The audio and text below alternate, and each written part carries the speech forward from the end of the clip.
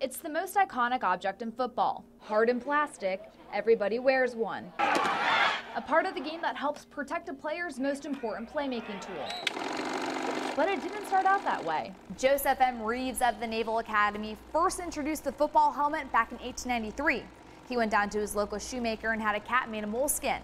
Fast forward to 1939, plastic helmets were first introduced into the NFL, and by 1962, every single professional player could be seen wearing a plastic helmet with a face mask. Just ask George Leach. So we would say our face guards, and we knew they were ours because no one else had the patent.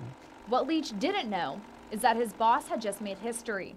Leach worked for former Terre Haute Mayor Vern McMillan, and Vern owned a sporting goods store at 8th and Wabash, where he also worked with coaches to try and make the game of football safer. They talked about the need for something to protect players' face, and that's when he came back to his office and started drawing sketches, and he figured out something.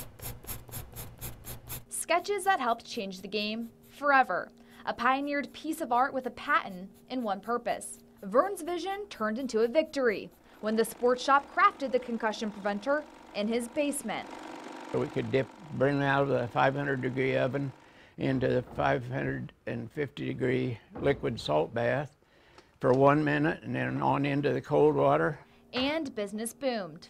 George turned the brain-saving objects into an obsession and a family affair with his wife and 2 daughters. And about 2 o'clock in the afternoon, she'd go down and turn the oven on.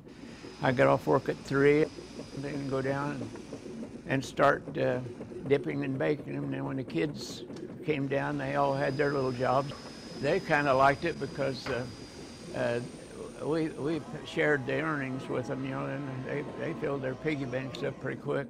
McMillan's and Leach's season came to an end after a 5-year run making the masks. During that time, he and his family put together 4,000 grill guards. Vern sold the patent, but the players cashed in on its benefits. But we was able to buy a lot of nice things that we never would have been able to have if it hadn't been no face guards. And it might be that it saved a lot of players' nose and teeth injuries. But it was nice. I mean, to feel like you made something that was helping somebody. So the next time you watch a football team go into battle, think of the man behind the mask and his very special team. In Terre Haute with photojournalist Gary Bryan, Megan McEwen, Sports 10.